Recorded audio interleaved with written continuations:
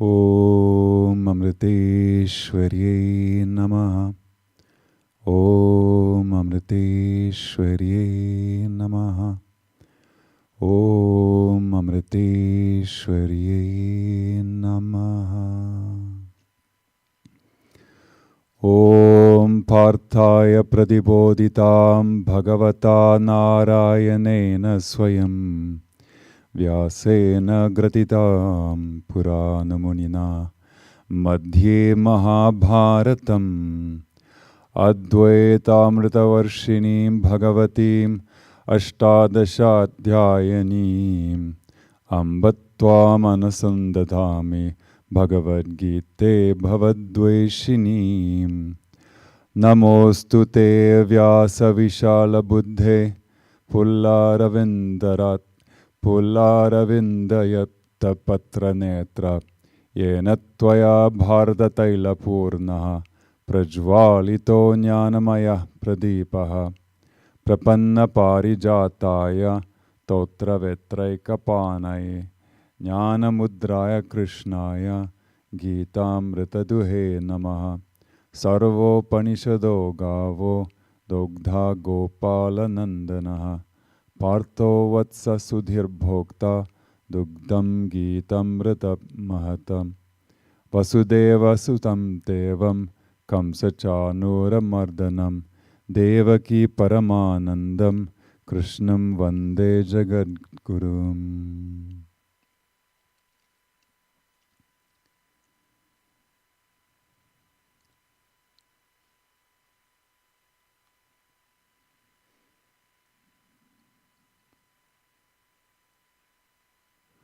Om Amriteshwarye Namaha. Thank you for joining us again. We are in the latter part of chapter 17 of the Bhagavad Gita, closing in on the last two classes for this chapter. This class and the next class will be the ending of chapter 17. So far, in the recent past of the Bhagavad Gita class, chapter 14 was about the gunas, sattva, rajas, and tamas, and what those look like in the world and how they affect us, etc. Then in the 16th chapter, Lord Krishna described many things, especially inner qualities of the mind, in the context of divine and demonic characteristics. So with the combination of those two chapters, we have the foundation to understand chapter 17, where Krishna divides many different topics into sattva, rajas, and tamas. So Arjuna asks a question to which he gives the answer, but actually it's a lot more than just that. There's the topic of faith, of yajna, which is ritual offerings. Then there's tapas, which is austerity. And there's dhanam, which is charity. And also food. He touched on that. All in the context of sattva, rajas, and tamas. Sattva is purity or balance. Rajas is activity, usually hyperactivity. And tamas is sort of like indolence or inertia.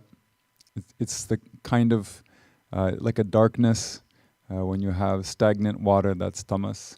And the mind can be stagnated also, so that's another example of tamas.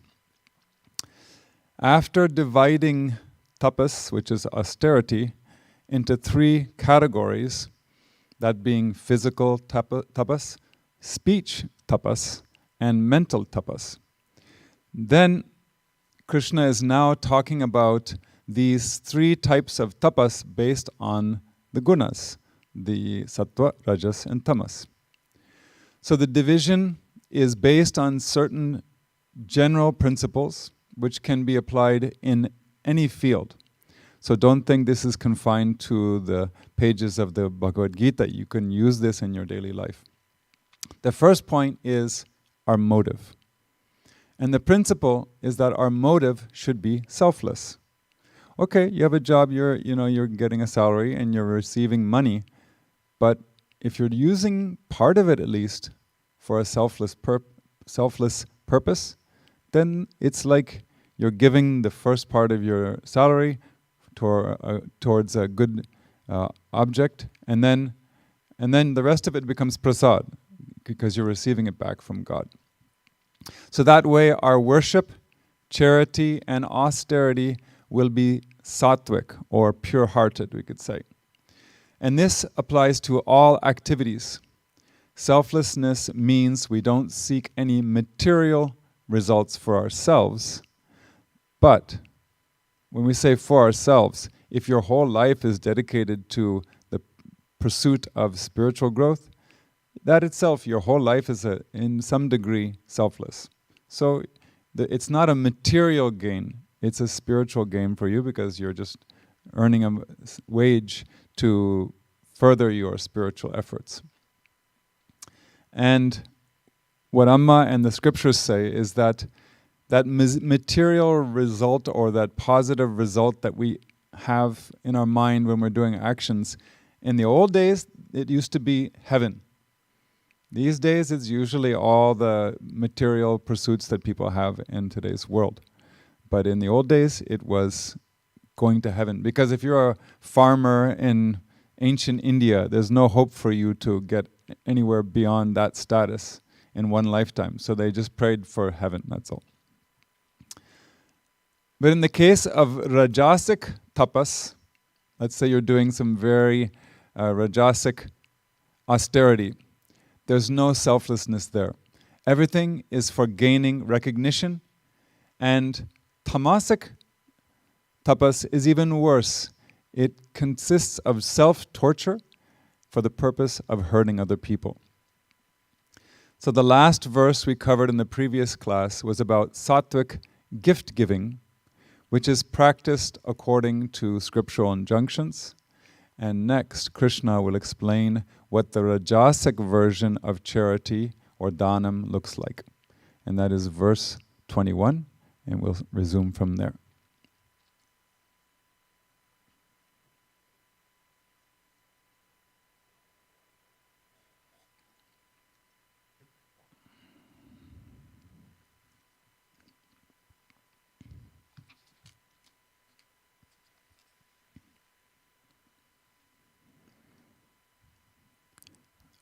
We're going to divide the verse into several sections.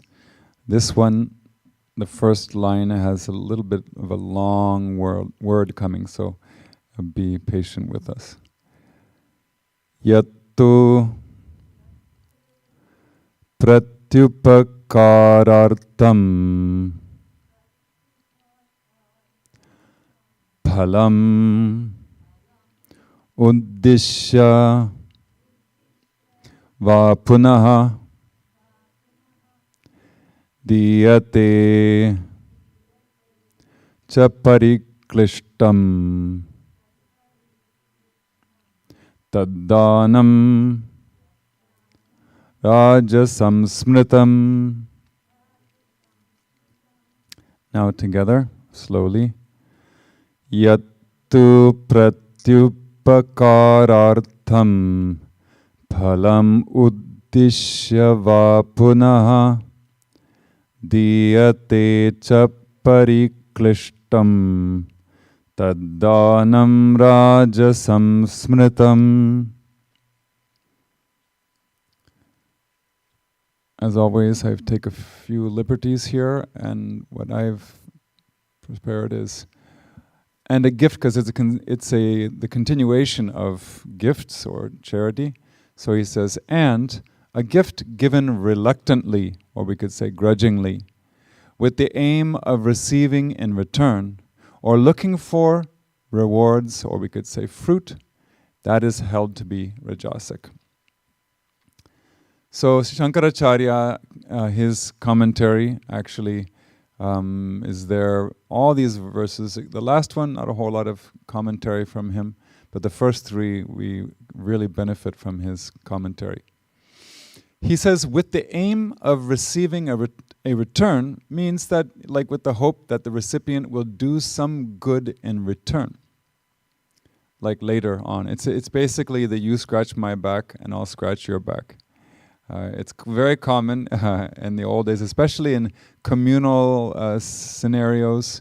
You know, you help somebody there and you expect them to do something in reward.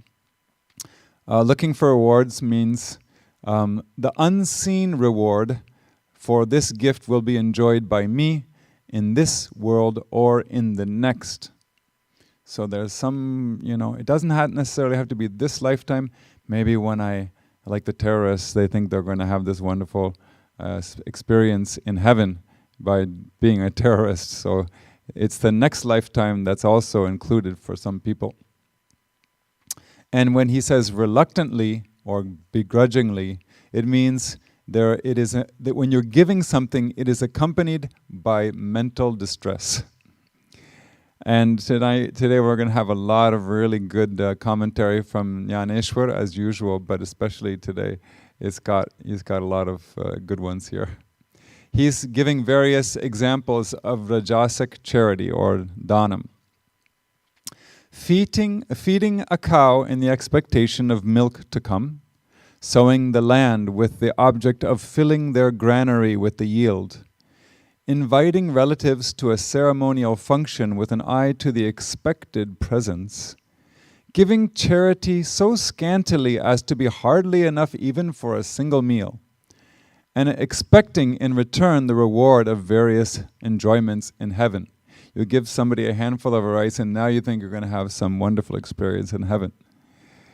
When such miserly gifts are being taken away by the recipient, the donor feels so sad at heart due to that loss, as if he has been robbed of all his possessions. So stingy, right? Giving charity with such a mentality is known in all the three worlds as rajasic. It's just unanimous, in other words. A more modern commentary says, there is sanctity in gifts made without publicity. The rajasic person, however, is more concerned with publicity than with sanctity. They don't care whether it's pure, they just want publicity. Actually, he has no intention to part with his possessions. With regret and uneasiness, he gives away a meager amount. Even while doing so, he grumbles at people choosing to exploit him. He plans of regaining his negligible gift, multiplied if possible. The rajasic gift causes discomfort both to the giver and the receiver.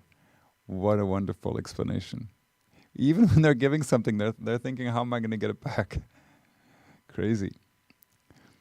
So we know that, for society to maintain its harmony, mutual collaboration is obviously essential. The problem comes when we expect that collaboration, when we expect others to help us as reciprocation for what we did to them before.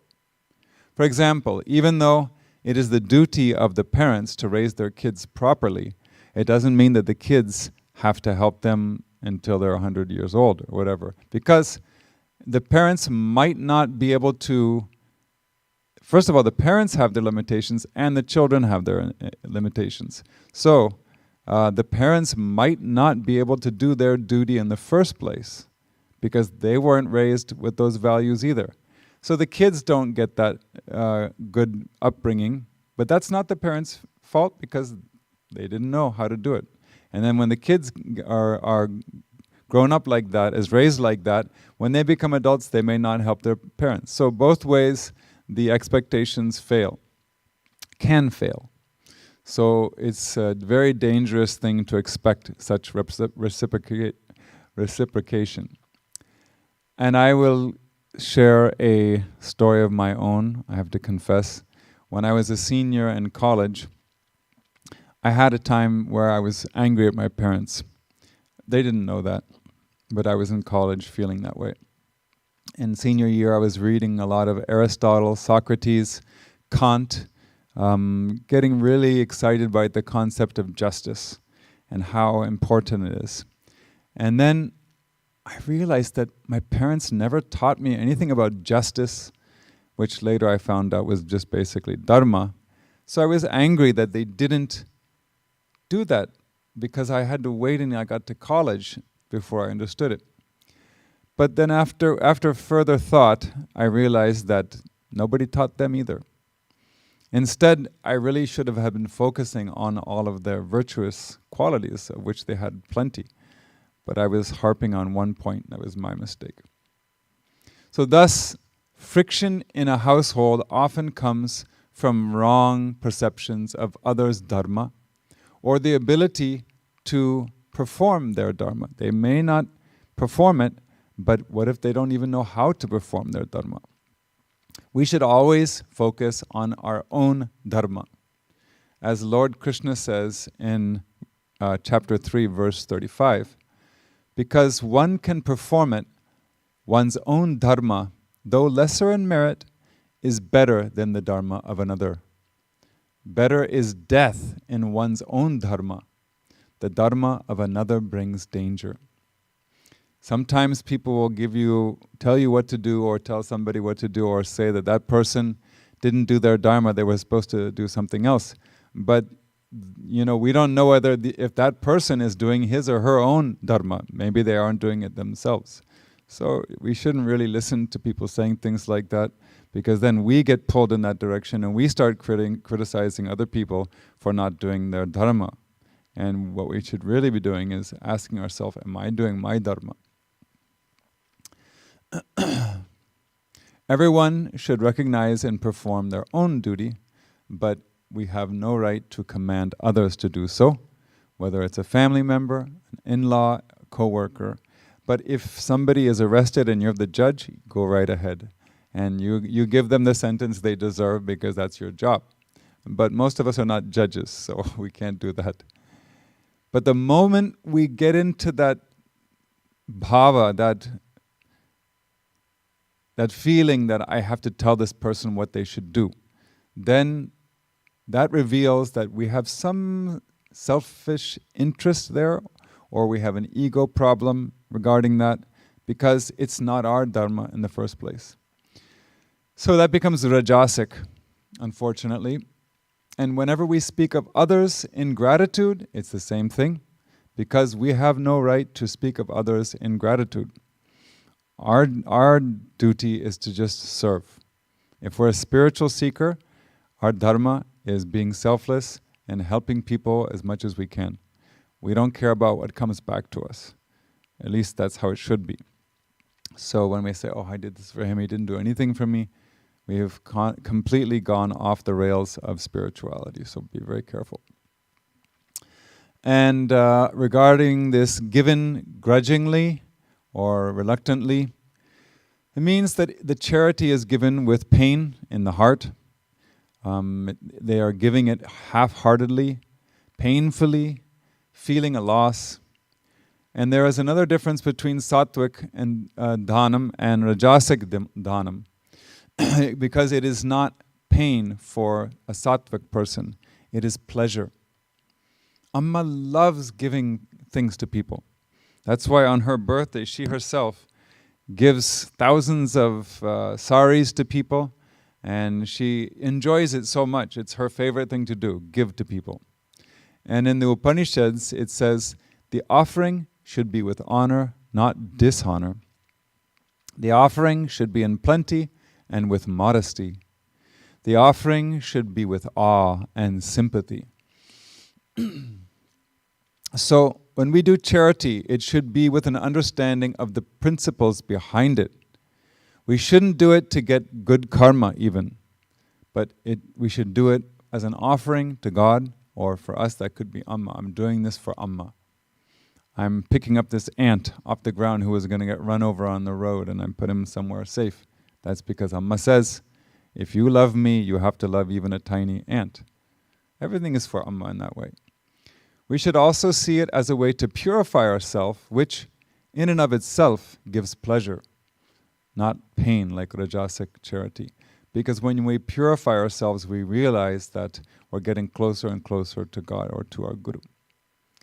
And there's one more verse about dhanam, charity, and it's the tamasic version. Dare we venture in to see what that includes? We have no choice. We must go forward. Verse 22.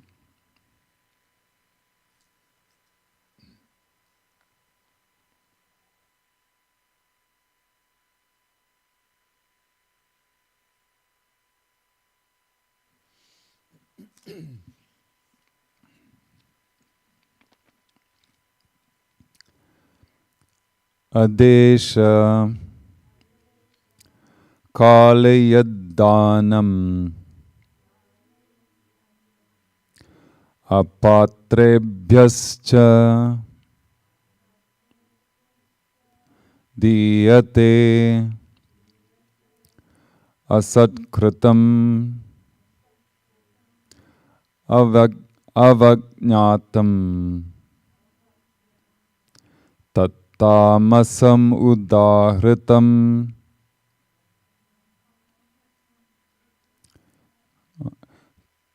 tamasam udahritam.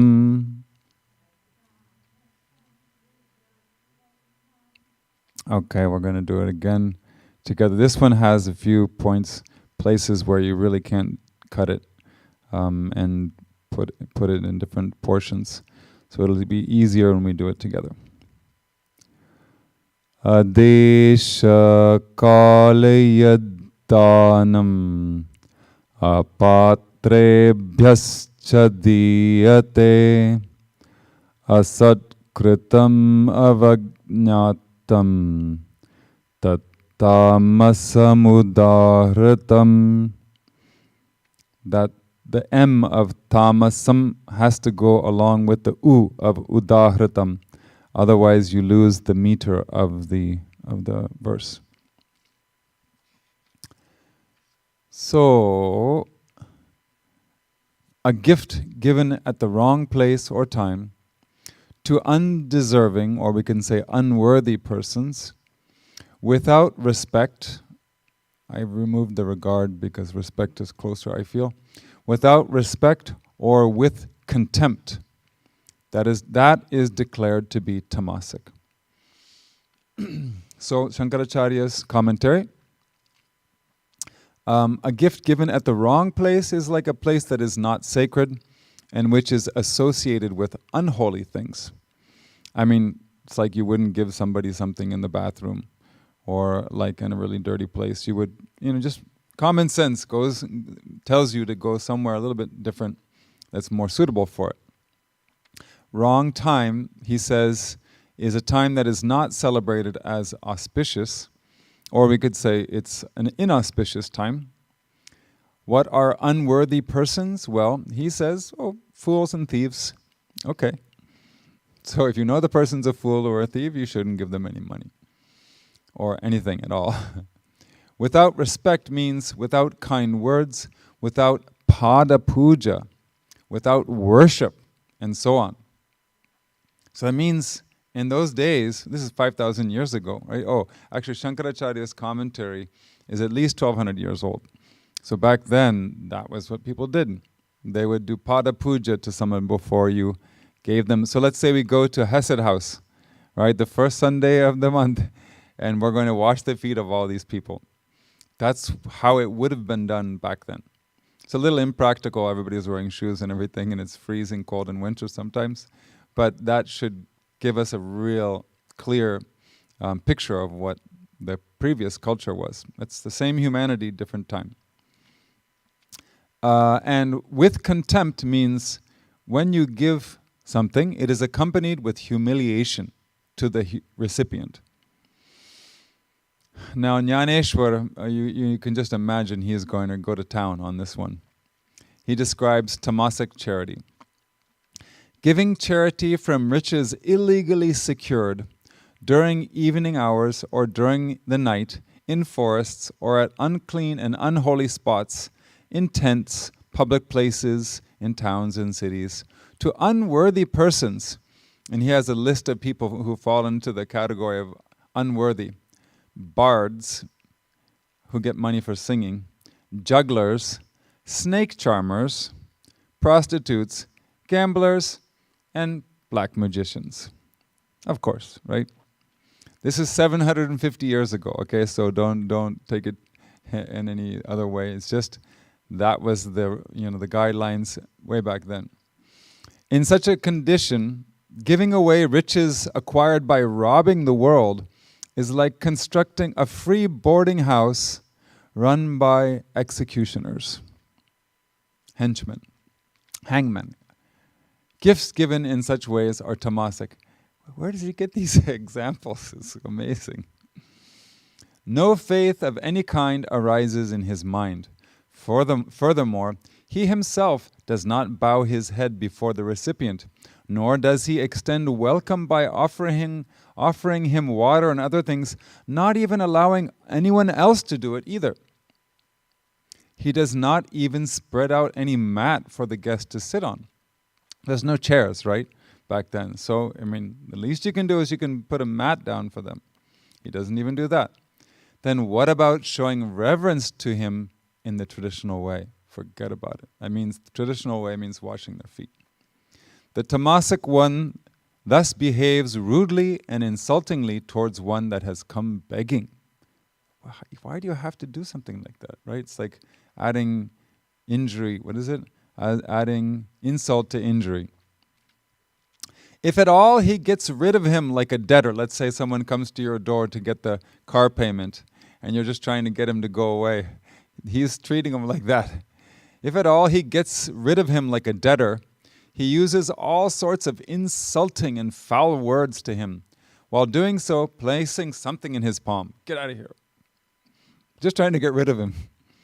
And whatever is thus given to the recipient in charity is mentioned again and again, repeated in so many words by the tamasic donor, with the addition of foul, insulting words. Enough of this.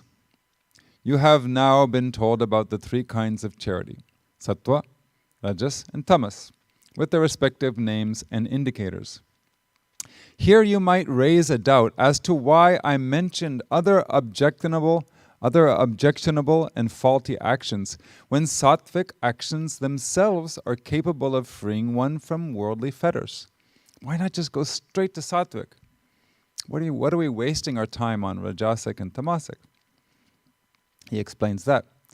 One cannot get hold of hoarded money unless and until he first drives away the goblin sitting on it.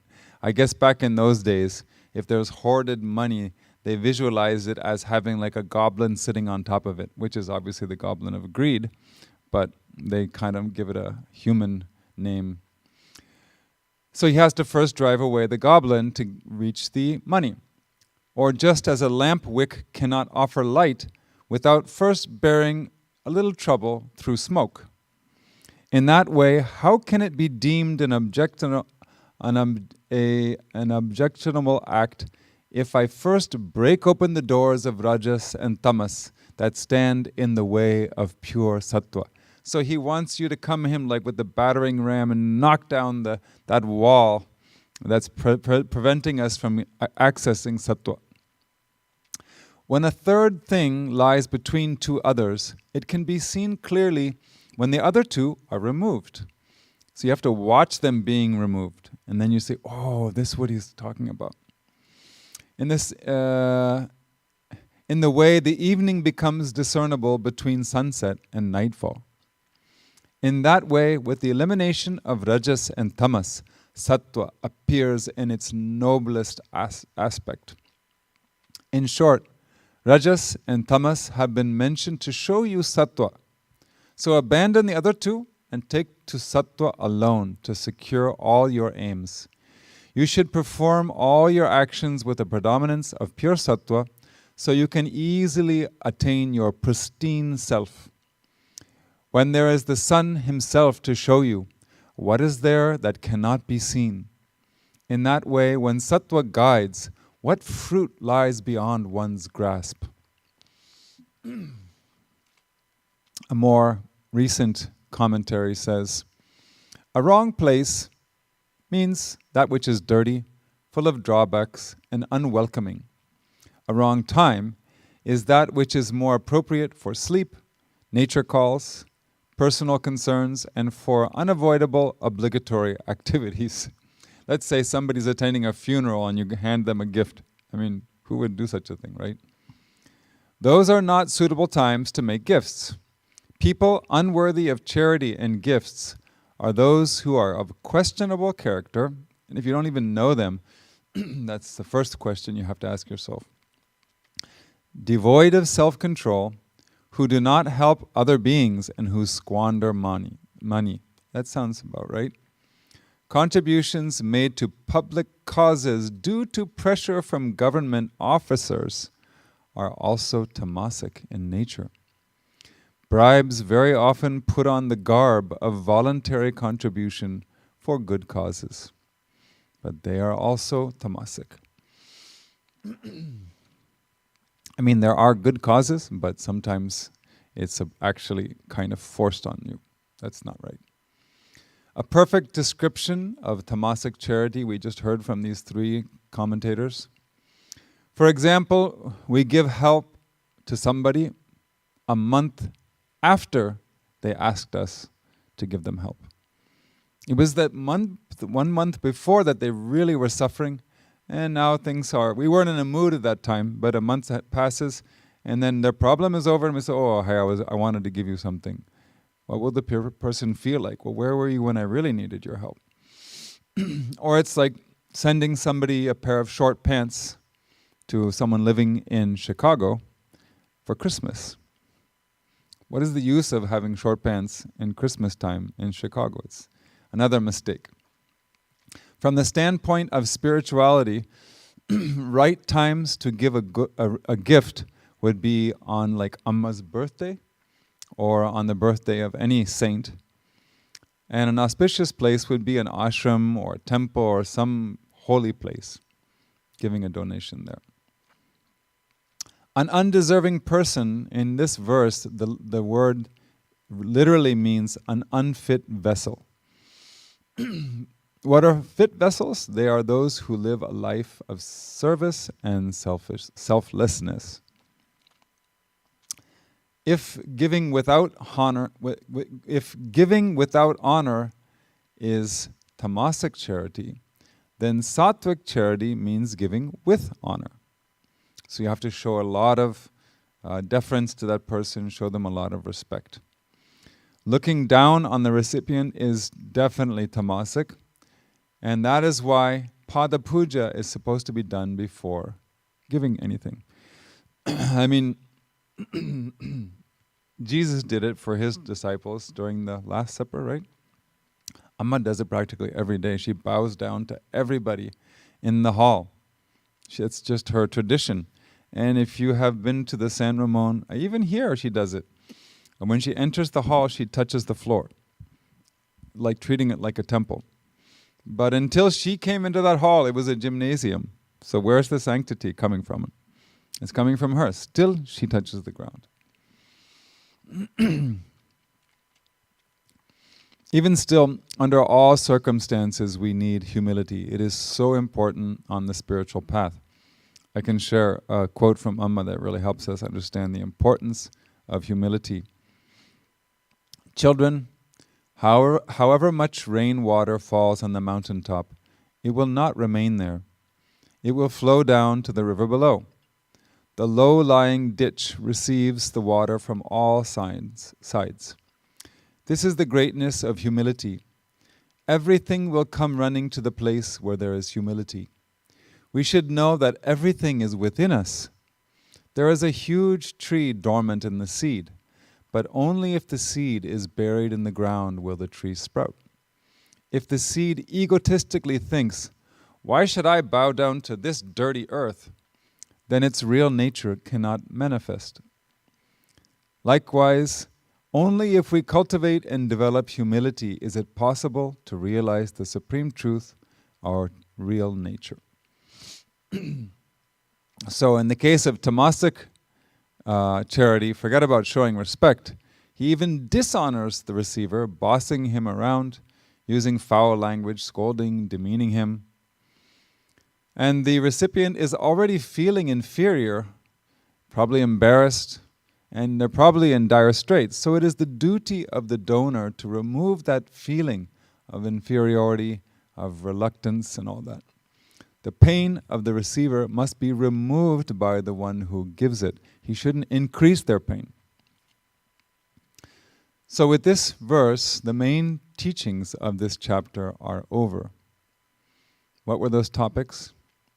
The 3 types of faith, the 3 types of food, worship, austerity, charity, and all of these were determined by the state of our mind, sattva, rajas, and tamas. Of course, there's going to be a mixture. There's no such thing as 100% sattva, rajas, or tamas. There's always going to be a mixture. But you get the idea. It's this, each of these topics is being treated from the standpoint of the gunas, sattva, rajas, and tamas. The chapter started with Arjuna asking a question about faith, but Krishna obviously felt that he, and us too, needed to understand much more than that. So he gave a lot more teachings.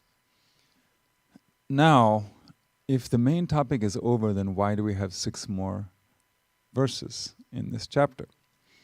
Well, we're going to find out, because he has a very important topic, the final topic, and he's dedicating a whole 6 verses, which is almost a quarter of the chapter. And before we enter that verse, I want to share with you the commentary, which is introduction to that next verse, given by Shankaracharya and Jnanadev. They both had some preliminary remarks. The following instructions are provided with a view to teach how yajna, remember yajna is sacrificial offering, charity, austerity, etc., can be made perfect. When a prescribed action becomes defective due to carelessness, the defect is rectified and the action rendered perfect by uttering one of the 3 specified designations of Brahman, the Supreme Being, at the time the defect is detected. So you make a mistake, you want to do something, you served a meal in Hesed House or some homeless shelter wherever you live, and you drop the plate or something like that, whatever it is. Then you just have to remember to say one of those words. We'll get to that. Jnaneshwar says, it is certain that sattva possesses the necessary power, yet there is something else that helps to secure emancipation and to merge in the Supreme Self. When that is secured, one enters the region of liberation. Even the purest gold only serves the purpose of currency when the royal insignia is impressed on it. Even pure, cool, fragrant water giving pleasure only attains holiness when it comes in contact with holy water.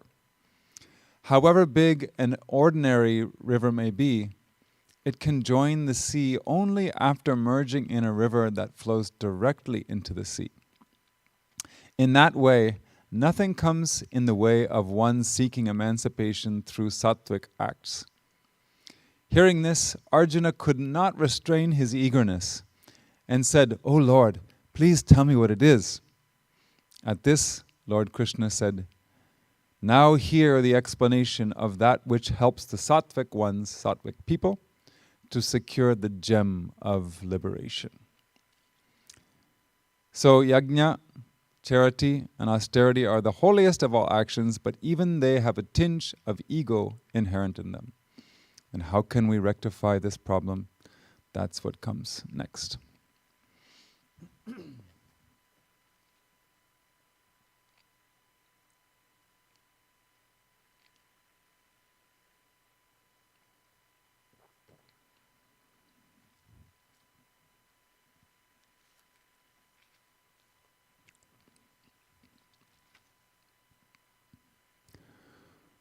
Om Tat Saditi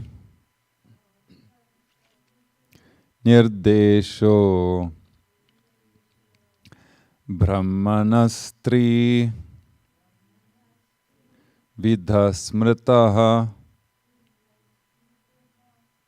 Brahmanas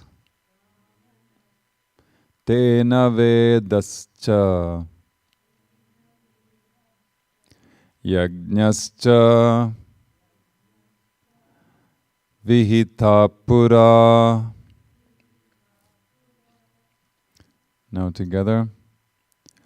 Om tat saditi nirdesho brahmanastri vidha smritaha brahmanastena vedascha yajñascha vihita pura.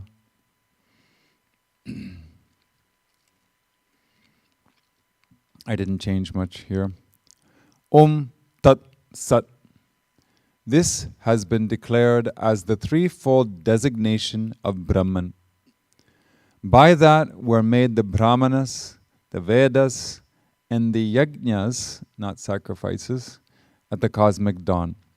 I don't prefer sacrifices because for Westerners, it makes them feel like they have to sacrifice something and I'm not ready to sacrifice, so I'm not interested in this. It's not like that.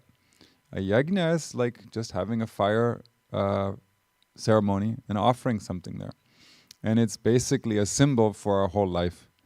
Our whole life is an offering. Shankaracharya's commentary and the Jnaneshwar, everybody has beautiful commentary here. So, Om Tat Sat declared, Shankaracharya says, that means it's declared in the Vedantic texts by the knowers of Brahman after mature contemplation. So it means that it's the real deal. And the threefold designation just means by name. It's a name for Brahman. It's just like you say, John, Jones, Smith. It has three names, but it's one person. So like that, Brahman has triple word, or actually in Sanskrit it's just one letter, so it's three-letter name. Om Tat Sat. By that threefold designation, were made, or means created, the Brahmanas and everybody else at the cosmic dawn.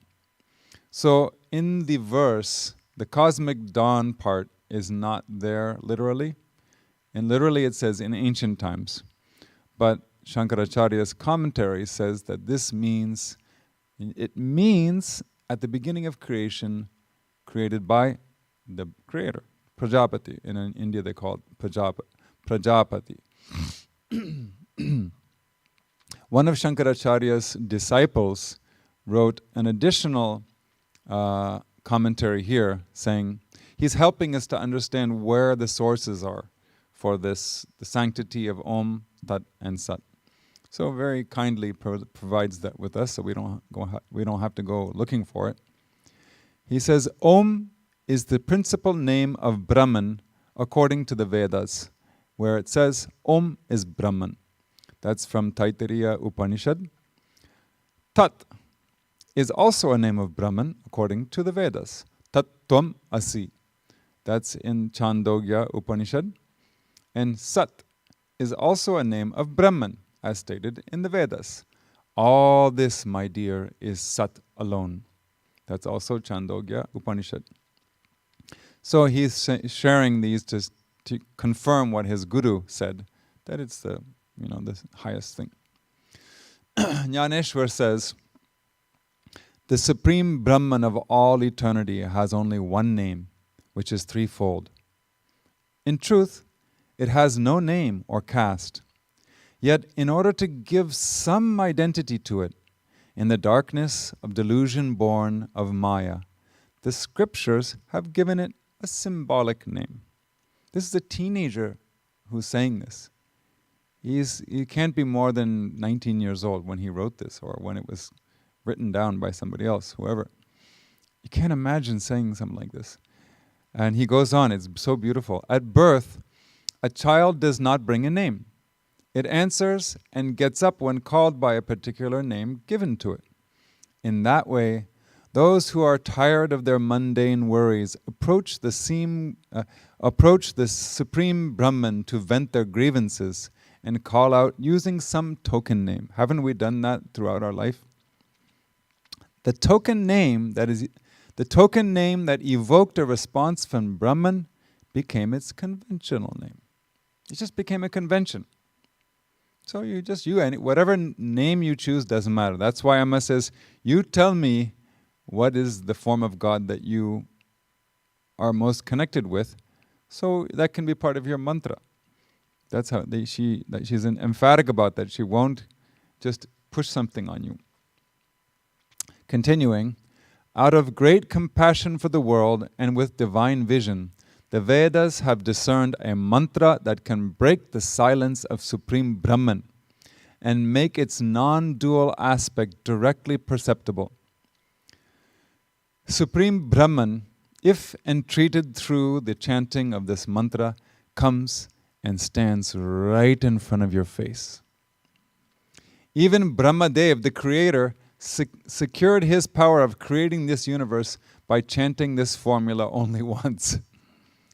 And then he says, it's so funny. Actually, Jnanadev is speaking on the behalf of Krishna. So this is actually his version of Krishna's words. Brahmadev, that's the creator. Brahmadev was a solitary figure, very much confused and mad before this universe was created by him. He had completely forgotten me, God, and was unable to create the universe. But the chanting of the mantra made him endowed with that power. He secured the power of creating the universe through constant contemplation on the meaning of the mantra, chanting it over and over. Thus, Om Tat Sat is the threefold name of Supreme Brahman, the beautiful flower of the Upanishadic scriptures, which you now smell, the fragrance of which you smell. A more recent commentary says, every time a necessity arises for the indication of Brahman, these three words, Om Tat Sat, are utilized either together or individually. Brahman projects itself as sound for the purpose of manifesting itself as the phenomenal universe. One more time. Brahman projects itself as sound, in the form of sound, for the purpose of manifesting itself as the phenomenal universe. Now don't forget, when you say sound, our ability to hear sound is so minimal that we don't understand what anything is. We don't understand anything about sound, actually. And once I got very curious about how much of this universe do our sense organs allow us to experience. Now those who are very knowledgeable might correct me, but I did some, digging around, and this is what I think might be the truth. First of all, it's definitely true that we can only perceive a tiny slice of this universe's energy. And then so I looked into the whole electromagnetic spectrum, and it's a huge spectrum. It's just unfathomable for us. So if you take that whole electromagnetic spectrum and you represent it in the lifetime of 80 years, so how our capacity to experience that spectrum, not using telescopes and equipment, but our actual body, our capacity to experience that spectrum would be equivalent to a little more than 2 seconds of that lifetime. Going back to the commentary, the sum total of the sound of the cosmos is Om. It is otherwise called Nada Brahman. Nada Brahman means Brahman and in sound form. And like I said, sound, most of it we can't hear. This sacred sound is endless. A respectable person is not referred to by his name, but with the simple word he. In such deference, Brahman is indicated with the word it, or we could say that, and that in Sanskrit it's tat. Sat means the reality which remains unaffected by time, space, and causation. This commentary reminds me of one of Amma's songs, because she has a song called Omkaram Engum, and it's very short, and it's one that she herself composed and set to music, and she used to sing it as a little girl. So I want to share that with you. The lyrics go like this. The sound Om is ringing everywhere, as an echo in every atom. With a peaceful mind, let us chant Om Shakti, Om Shakti. O noble one who is adored by the universe, we come to know you well when this universe, felt to be great until now, is understood to be worthless. So what is Krishna's aim throughout this chapter? We have to think about that. His aim is that spiritual seekers should increase sattva by following sattvic sadhana and sattvic activities. And since people tend to be more rajasic by nature, especially in Kali Yuga, and this teaching is for Kali Yuga, that's why he gave it at the beginning of Kali Yuga. So he has to make a point of explaining what rajasic and tamasic activities look like. He need not explain the negative aspects of rajas and tamas because he has already done so previously in chapter 16. The flow of ideas starting from chapter 16 make it very clear that sattvic qualities, the divine wealth, are extremely important to any seeker, without which liberation, or we could say without which self-realization, will never happen. They represent inner purity, the essential foundation needed for the edifice of spiritual wisdom to be established in the inner space of the seeker's mind and intellect. You don't just read a book on Vedanta, non-dualism, and then think you have assimilated it. Unless we have the proper inner purity, it's just not going to stick in our heart. It'll just go like this. We can parrot it, we can repeat it to somebody, but we can't practice it. That's the problem. So sattva isn't what you say, sattva is your mind. That's the important thing. As we saw before, sattvic pursuits have two aspects, the method and the motive. These two are the only factors that differentiate sattva, rajas, and tamas in the area of actions. Sattvic motives are devotion, faith, selflessness, like a really strong yearning for spiritual growth, a desire to evolve as a human being. These things are very pure thoughts or emotions, so to speak. Rajasic motives are always selfish, and in the case of tamas, the motives are even harmful to others. So for all of us, making sure that our motive is in the right place is of paramount importance. Too often we get off track while doing our so-called seva. We get angry with somebody. We say, I'm a karma yogi, what are you? You know, it's like we just disqualified ourselves from sattva. You know, we become very selfish.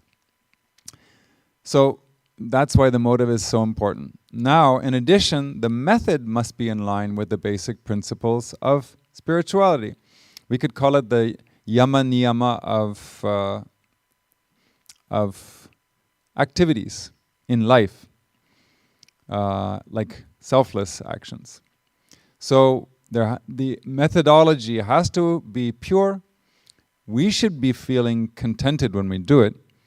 There should be some kind of self-discipline there. Just because you do a lot of things doesn't mean you are free from doing self-reflection. Everybody has to do self-reflection, no matter how much or little actions they do.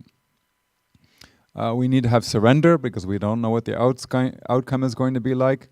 We can't just, hurt other people in the process of doing so. We can't take things that are not ours. We have to be truthful. So many other reasons that make our methodology right or wrong. So these two factors, motive and method, constitute our checklist before we do anything. We can ask ourselves, are both my motive and methodology in line with my spiritual principles? If you feel unsure about that, that's a sign that something's wrong. And then you have to dig deeper and figure out which part of this whole scenario is going against your spiritual principles. Naturally, there are going to be a lot of people who lack the inner clarity to do any of this. They don't understand whether their motive or method are in line with any guidelines, any values. They may unknowingly end up in the category of tamas or rajas. So what happens to them? Are we just going to abandon them? No. The solution for this quandary is proposed in these remaining verses of the chapter. How to convert tamasic and rajasic actions into sattvic actions. You might have noticed in this section from this whole chapter, the word yajna is used over and over. And now I'm going to tell you why we should not take it in a narrow sense. I'm not telling you, I'm reminding you. Because earlier in the Gita, Krishna already said that all actions are a form of yajna, or can be a form of yajna. And if they're not a kind of yajna, then it just leads to bondage. So no point even including that in, because we don't want bondage, we want liberation. So all of our actions are potentially a form of yajna. That means sacrificial or a sacred offering is a better word. And whatever the action may be, we may make mistakes at home, at your job, for others, who knows. And that may be to our spiritual ignorance or just plain old ignorance. We make a mistake or carelessness. So that's why Krishna is going to say that we just need to sincerely remember God or Guru and seek forgiveness for any mistakes we might have committed. Here, the method that Krishna gives us is to chant the mantra Om Tat Sat. The outcome is that our mistakes will be automatically corrected. That's the concept. In the Taittiriya Upanishad again, it says Omkara is the most exalted in the Vedas. Tat, like we said, it's kind of easier to think of it as that because it sounds like that, and probably English, the word that in English probably came from Sanskrit anyhow. But why use that word, that, here? In a different context, Shankaracharya gives an answer that really makes it clear. He says, that word is a pronoun. And a pronoun can stand for any noun. So it can stand for any object in the world. So in the same way, Brahman exists in the forms of all objects of the world, of the universe. As we saw in Bhagavad Gita chapter 4, verse 24, Krishna said, Brahman is the act of offering, the offering itself, poured by Brahman into the fire that is Brahman. That's actually the verse that we chant before eating, Brahmarpanam. So now you should not forget the meaning, because it's reminding us that everything is Brahman. Even eating something is Brahman. And Sat means pure existence. Tattva Bodha says, it's another, Tattva Bodha is another of Shankaracharya's works. There he says, that which exists in all three periods of time is Sat, past, present, future. If it moves, if it changes over that time period, past, present, and future, then it's not real. It doesn't have true existence. So the only thing that has true existence is consciousness. But why does Krishna specify these three words and not other ones? In this verse, he explains that by saying, at the cosmic dawn, the entire universe was created by Brahmaji. Brahmaji is the creator. When he uttered these three words. So the vibrations of those three words are built into this entire creation. I would say that in our case, just to put this in the context of Amma's spirituality, she doesn't tell people to chant Om Tat Sat. She gives them mantras. So, and if you go to Amma and you say, I want Om Tat Sat as a mantra, she may give it to you. That's perfectly fine. As long as she's giving it to us, we feel it's sacred. But so many people will not meet a realized master, especially not an avatar like Amma. So at least they can read the Bhagavad Gita and Om Tat Sat, I can chant this. Because when we realize something important, or we were forgetting Amma or forgetting our spiritual persona, typically that makes us want to chant our mantra. Oh my gosh, what am I doing? I gotta chant my mantra really, really intensely and with a lot of concentration. So that's our version of this. The Guru Mantra is the highest of all. It says that in many scriptures. So we don't think that you have to swap your mantra now. This is one version of it, but you can chant your Amma mantra with the same intention. And that's never going to be lesser than Om Tat Sat. It's always going to be equal, if not better. Jnaneshwar says, one can perform good actions and even chant the name of Supreme Brahman. But if one does not know the secret of its proper application, it becomes fruitless. This is another introduction to the next verse, because he's trying to build up the suspense to make us really want to learn this. Even if the mouth chants the name of Supreme Brahman, and the hands also perform good actions, it is of no avail if one does not know its proper application. He's focusing on knowledge. It's not just you say it mechanically. Let us say that a wick, oil, and fire are all available in one place.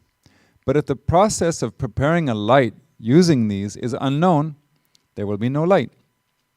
In that way, even though there may be timely action and the remembrance of the mantra, without the knowledge of the proper application, all becomes useless.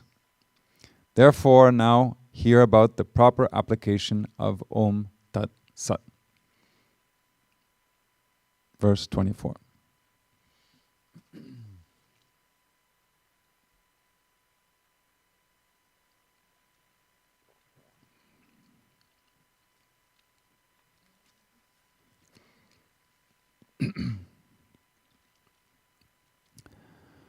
Tasmadom ityudahritya yajnadana tapakriyaha pravartante vidhanokta satatam brahmavadinam. Now together.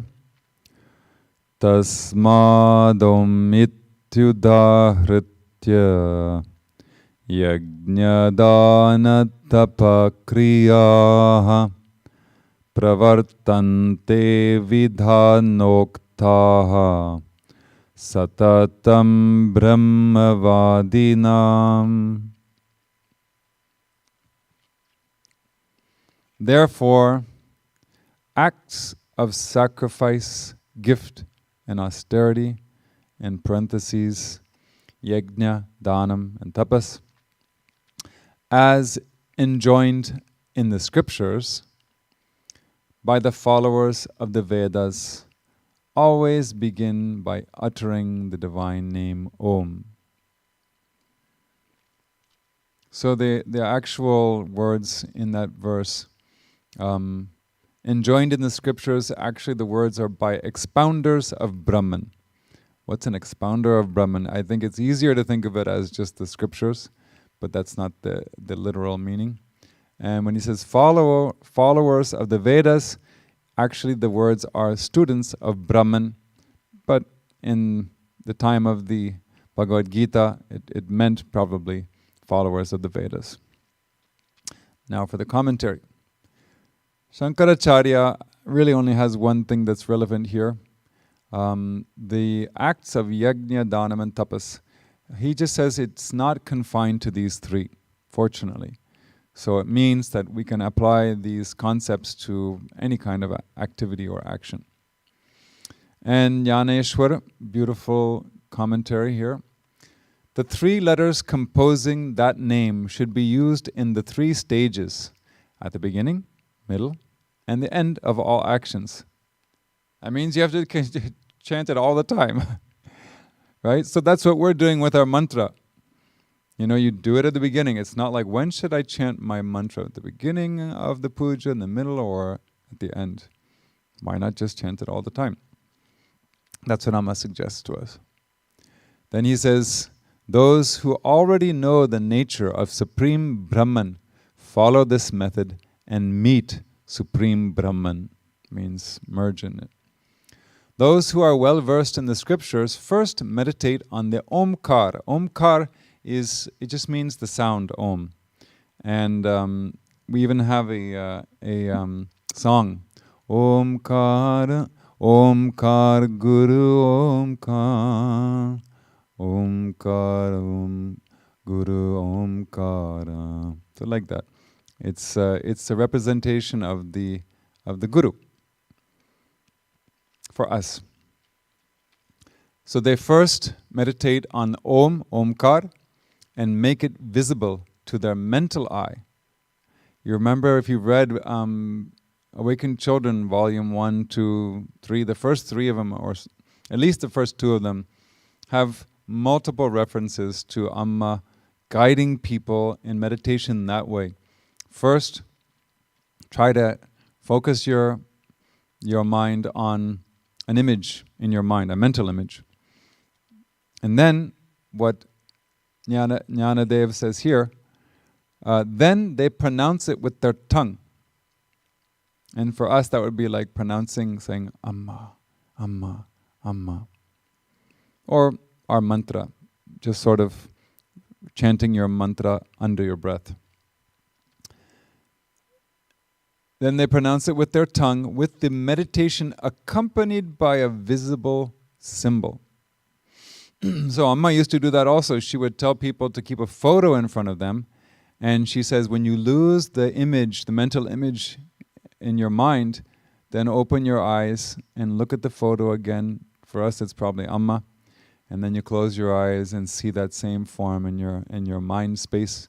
And then when you lose it again, you go back. So she says, just keep doing that over and over again. That was her initial teachings for everybody.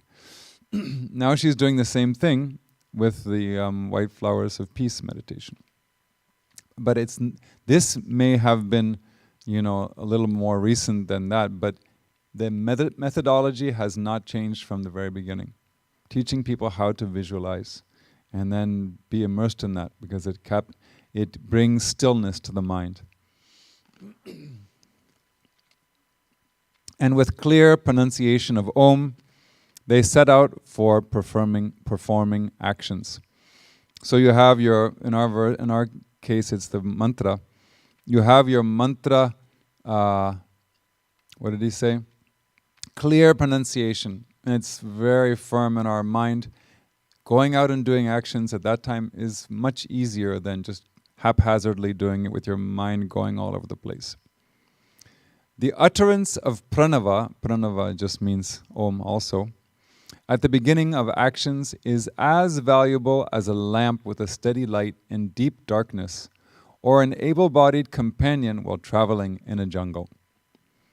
Yeah, whenever you're going in a jungle, just make sure you chant this, right? No, that's not what it means. I mean, today's world is a jungle anyhow, right? So who doesn't need an able-bodied companion of our mantra so we can remember Amma to navigate this jungle society? So that's completely applicable, even though it's 750 years old, this advice. They make oblations, that means offerings, oblations of various ingredients obtained justly in the sacrificial fire, invoking the desired deities. They make offerings in accordance with due rites made of various kinds of ingredients to the three sacred fires. They take to various kinds of sacrifices and abandon worldly worries which they detest. They give danam, charity, at suitable places and on suitable occasions to worthy recipients, riches, as also lands, etc., all earned judiciously. So he's saying they do everything perfectly. They take food on alternate days, practice month by month the tapas of regulating food based on the moon's waxing and waning, like Ekadashi, on the 11th day of the waxing or waning moon, there's a traditional day for fasting. So he's referring to that also. Essential ingredients in the body are purified. That's the Saptadhatu we talked about previously in the class. In Ayurveda terms, it's the 7 primary fluids in the body that keep everything working properly. And he says that they even do that. They regulate that through practicing rigid austerities. Yajna, I'm not going to translate that into English anymore. I hope you've learned it. Yajna, charity, which is dhanam, and austerities, which is tapas, are the well-known means of binding people to mundane existence by their rewards. What? That is if you do it with the wrong intentions, with the wrong motive. So, he's saying that typically these things keep people bound to samsara. Yet, these accompanied by the pranava, by Om, or for these accompanied by our mantra, make it easy for them to secure emancipation. Wow, that's a pretty good commercial. We float on water in small boats, which usually feel heavy on land. In that way, the constant remembrance of Omkar accelerates freedom from action-born bondage. And a more recent commentary says, any attempt made by the embodied to avoid action proves futile. Therefore, all actions are commenced with the utterance Om, in order to eradicate the flaws or defects in it. You can't just sit there and do nothing, right? We have to do something, and we're going to make mistakes. So chanting your mantra cancels out all those negative outcomes of our efforts. The implication is that every action should be in accordance with the plan of nature. And if we can't do it perfectly, at least our mantra will balance out everything. There is a divine orderliness in the working of nature, and it aids the evolution of the Jivatman. Jivatman is the individual self. It's basically who you think you are. Unfortunately, we haven't realized who we really are. So to the extent that we understand who we are is the Jivatman. And it aids the evolution of the Jivatman. Every action performed by people ought to aid this divine purpose. This principle has, in course of time, modified itself into the worship of Ganesha, the Lord who wards off obstacles. You might know that you've seen pictures of Ganesha drawn in such a way that his belly and his trunk looks like Om, the Sanskrit Om. So that shows how one tradition will say that that's how Ganesha's form got associated with the Om. Because over time traditions change and people found it easier to look at a figure, an actual body of some kind, rather than just seeing it or hearing it, because it's not concrete. Amma has said the same thing in general, that over time humanity or man's mind became very gross and very physical. So they couldn't understand formless gods. So now you have to have a statue in front of you to really think that there's some divinity here. Whereas the scriptures have told us that everything is already divine. But if you can't see that, okay, there's a stone here, there's a statue here, that's God.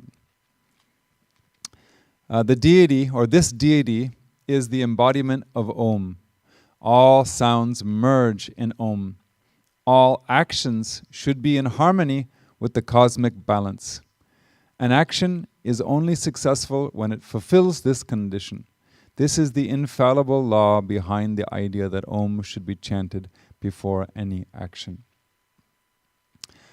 And I'm going to conclude today with a story of Amma's. The effect of chanting Om. There's a story from many years back, before I even met Amma. Some brahmacharis had gone to Ernakulam, which is the sister city of Kochi. If you've been there, you might have landed at Kochi airport. So just south of that is Ernakulam. It's one big city, basically.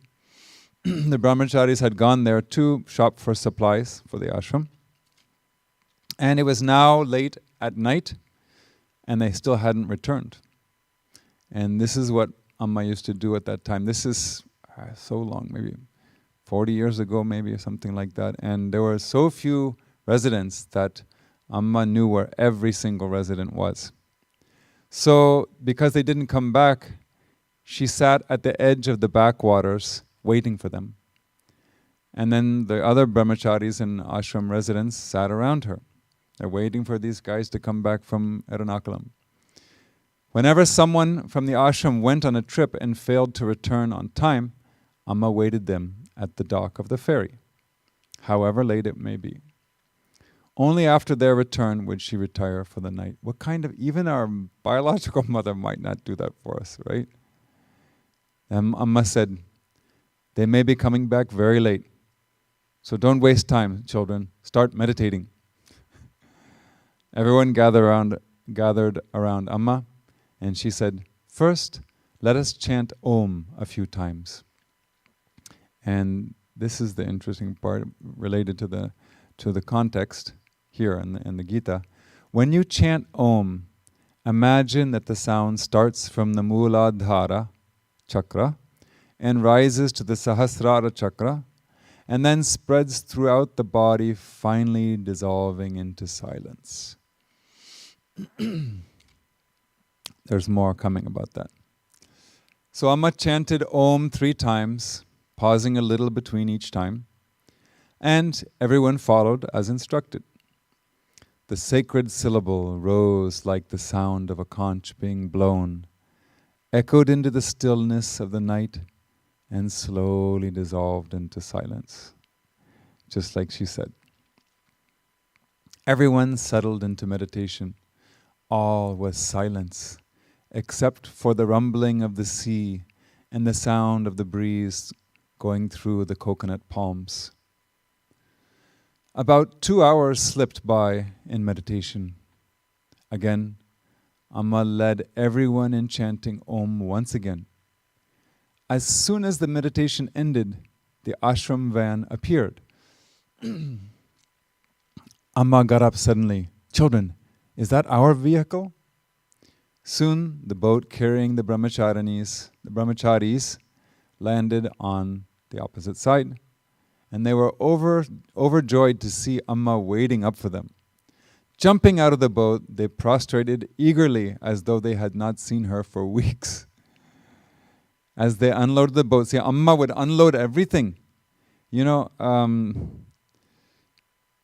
I think it was after the tsunami, so 2005 or 6, that big bridge was built. But until then, for decades, there was no bridge. The only way to get across was in a boat. Even then, you have to unload everything yourself from that boat, which is on the water level, you know, so if you're 5 feet, 6 feet, you know, you have to bend down 6 feet to get in there. So, really hard work, and Amma was doing it the whole time. And then she said, didn't Ramakrishnan Mon come? Didn't my son Ramakrishnan? She's talking about Ramakrishnananda Swami, because everybody was wearing white at that time. One of the people who came with him said, he'll be back shortly, Amma. He had to take a man to the hospital. As we were about to return, 3 or 4 people brought this man who had been stabbed in a fight. They wanted to take him to the hospital in our vehicle. At first, we said we had to ask you, Amma. Can you imagine? But no other vehicle was available, so Ramakrishnan just took him quickly. Amma said, "Children, in such circumstances, you need not ask Amma. If somebody brings a sick or injured person, you should take them right away to the hospital. No need to see whether it is a friend or a foe. If we can't render service in such situations, then, when can we give people help if we can't render service in such situations?" It was then 2:30 in the morning when Swami Ramakrishnananda returned, and only Amma went to her room only after he came. So he was the driver back then. Now he is a very senior Swami, very close to Amma. I mean, he always has been very close, but now he looks like he's, special guy.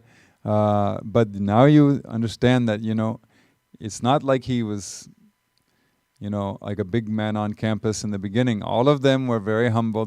He was driving the car all the time, North India tour for hours and hours without stopping. No sleep for him. It was amazing how much they sacrificed in the early years. So that has cast their mind in that mold of selflessness. And Amma is so proud of her first batch of disciples. And we know that she talks about it a lot.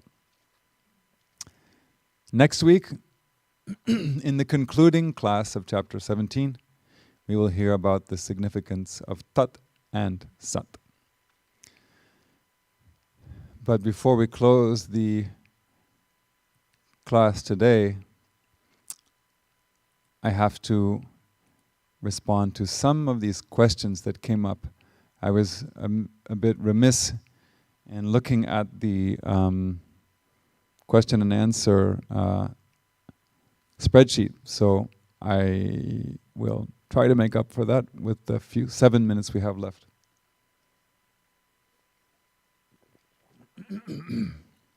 There was a question about the Upanishad that I shared, and this person diligently wrote down April 14th, chapter 14, verse 8. I think she meant chapter 17. And we got your email address, and it should be coming to you sometime soon.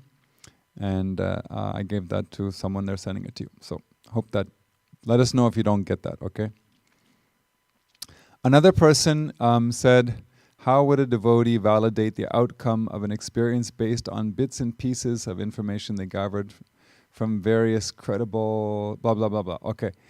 I honestly, I didn't understand the question very well, so I would appreciate if the person who sent this message could elaborate a little bit more. It's a little too kind of indirect for me to understand what we're talking about. And if you want it to be private, I won't, give the answer here. But just give a little more detail if you would. Thank you. The next question was, what's the difference between having a guru that is in the body as opposed to being out of the body? And this person said, it is recommended to have a guru who is currently alive in their body. How does a devotee's relationship with the Sadguru change after the Sadguru leaves the body? In other words, for a devotee who was not commonly in the physical presence of the Sadguru when they were in their body, how does the relationship change after the Sadguru leaves their body? Well, in this lifetime, I haven't experienced it. So I'm just going to respond based on what I have understood so far. Definitely, it is better to have a living Sadguru. Having said that, you can still have a beautiful relationship with a Sadguru that has already left their body. I've seen it in other people. They're so deeply rooted with that Guru. Even sometimes they have never even met them. So it's not that it's impossible. But I would say it is more difficult because until I joined the ashram, I was away from Amma, and it was really hard for me. And when I got to Amma's lotus feet and started living in Amrita Puri, everything, it was like night and day. And two visits there showed me what a stark contrast there is to being in the Guru's physical presence and being far away with them, which could have been, when the Guru leaves their body, it's the same thing being far away. One is spatial difference, the other one is time difference. So Amma's physical presence has changed the lives of millions of people, many of whom never felt they needed a guru in the first place, just like me. I never had any idea that I would get a guru. I'd never had a desire to have one either. But that physical presence of hers is what made me feel the importance and the desire to have a guru. Using her adorable, captivating 5-foot frame, she can work her spiritual magic on anybody, helping them unlock their potential. That's all it is.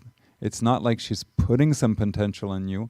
You have it, you're just struggling to open it up, to release it. Even still, for that potential to manifest, we have to have at least some kind of yearning for inner transformation. It doesn't even have to be conscious yearning. Some kind of yearning is there within you. You don't know what it is. But when you meet Amma in her physical form, a light comes on and you realize, this is what I want to do. This is what my life is for.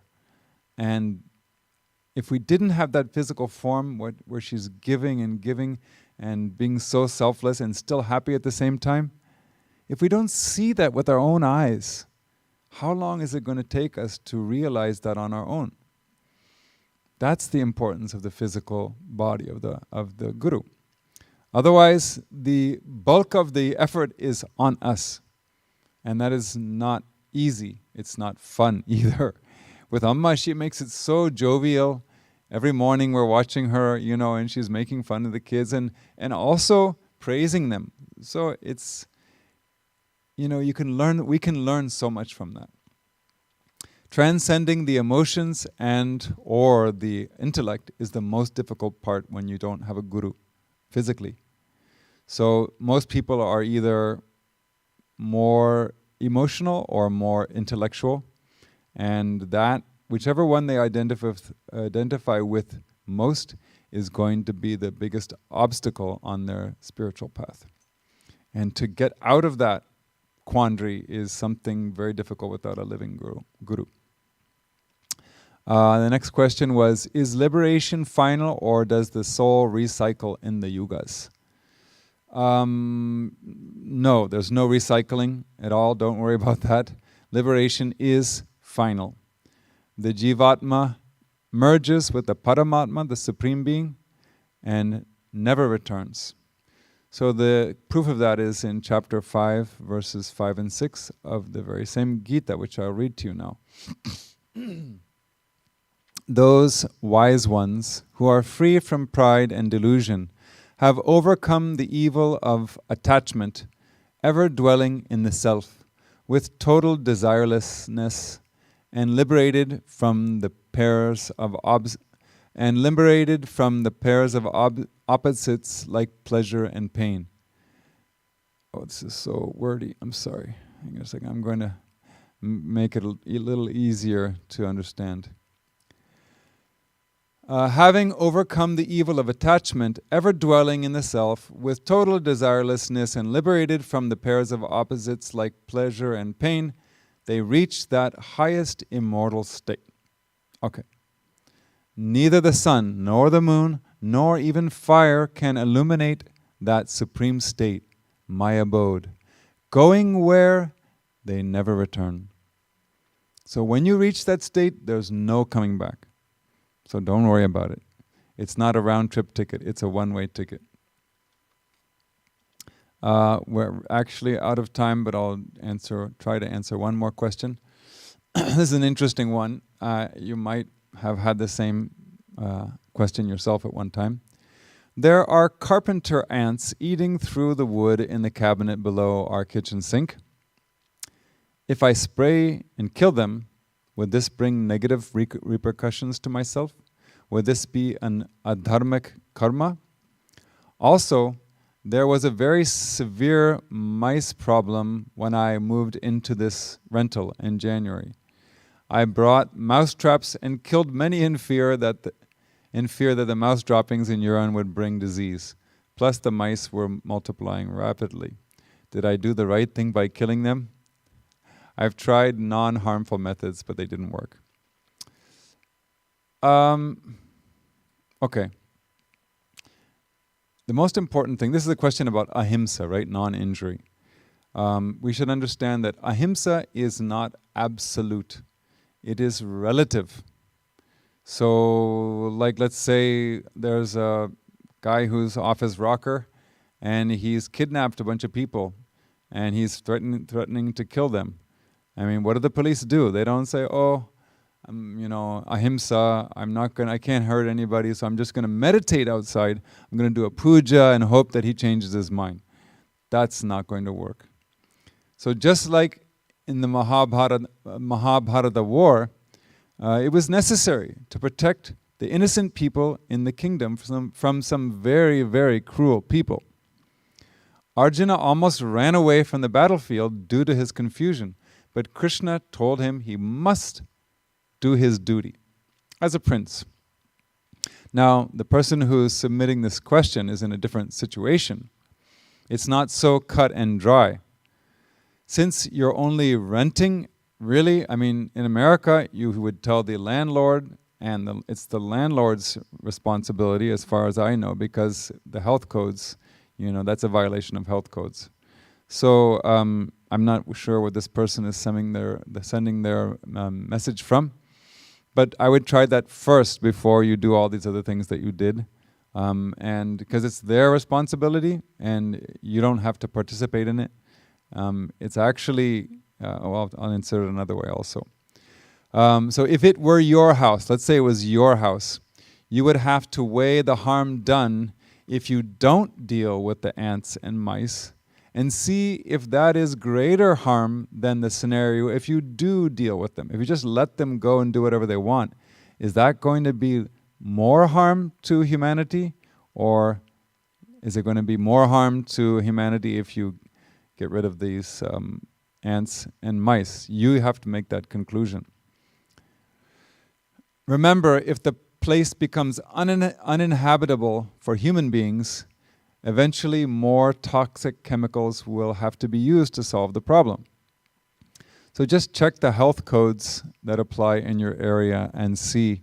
I mean, if they have to knock down the building or something because of that, that itself is a destruction of a lot of things that took energy, time, chemicals, and now you have to create another space, and then they're going to haul away all that stuff using gas and gasoline.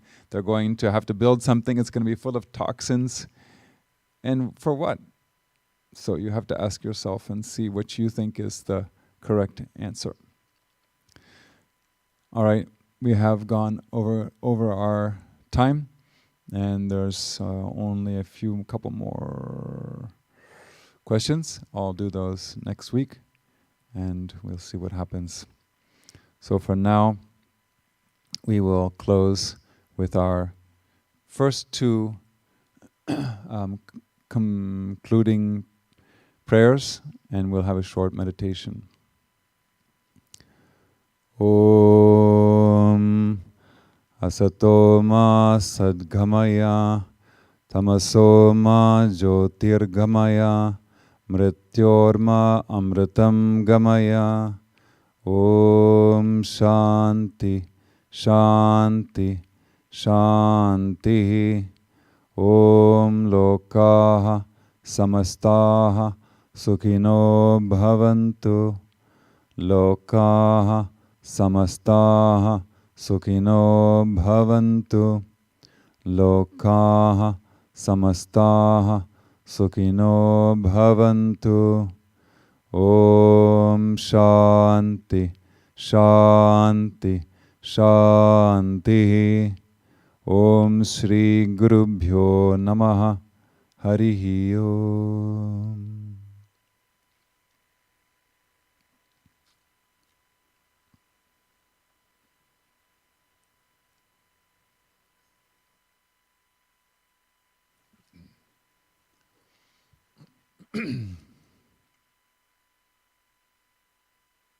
Let us meditate for a few minutes before we conclude. Just if you have time, please join us. Otherwise, don't feel bad about it. Close your eyes. Check your posture. Try to make sure that your neck and back are relatively straight. And slow down your breathing process.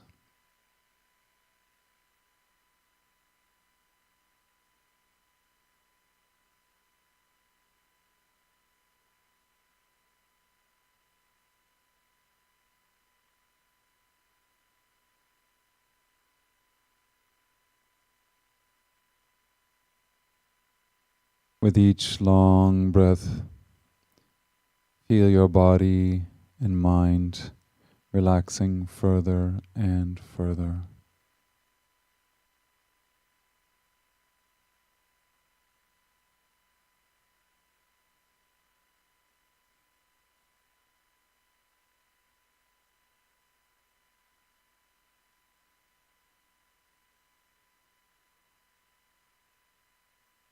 Feel Amma's subtle presence all around you.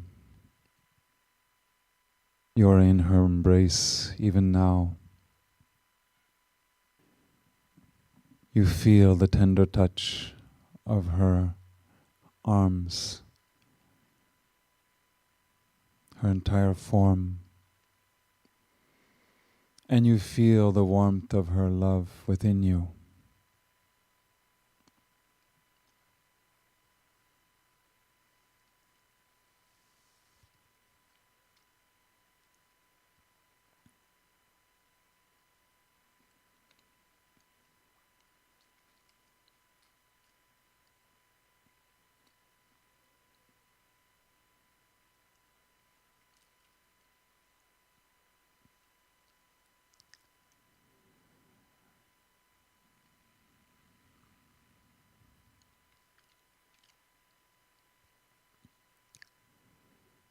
As the mind calms down and becomes relatively peaceful, let us follow the instructions that Krishna gave us today by chanting our mantra mentally, repeating it under our breath, adding the additional concepts that he gave us today. This is a different angle, a new angle for many people. So very slowly chant your mantra mentally and try to keep that flow going, remembering that it is also a purificatory act. We can use it especially if we make a mistake, if we accidentally harm somebody with our thoughts, words, or actions. And to preserve the sattvic quality within us.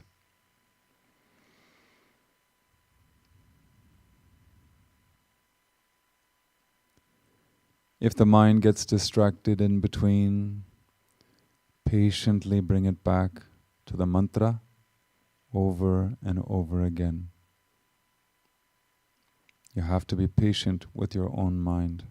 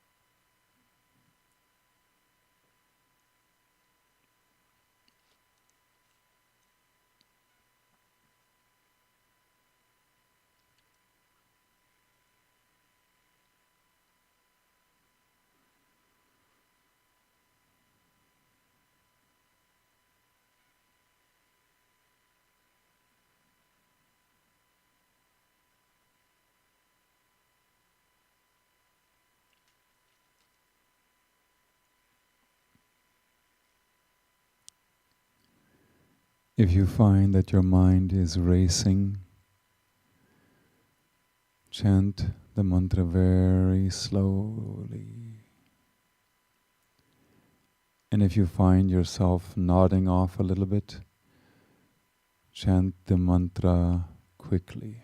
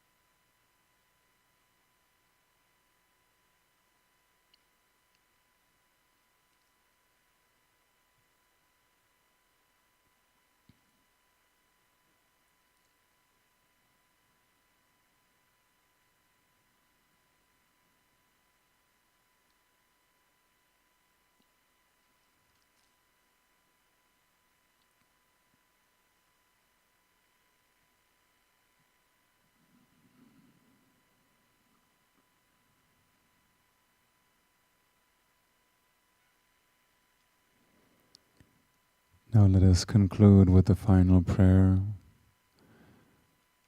Take a deep breath. Om Purnamada Purnamidam Purnaad Purnamadhachyate Purnasya Purnamadaya Purnameva Vashishyate. Om Shanti Shanti Shanti. Om Shri Gurubhyo Namaha. Harihi Om.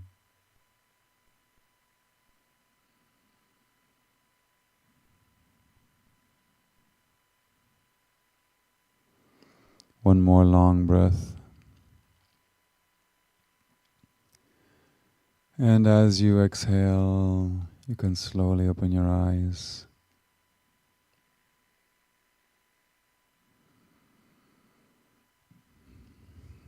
Thank you for joining us, and we'll see you hopefully next week for the last class of Chapter 17. Namah Shivaya.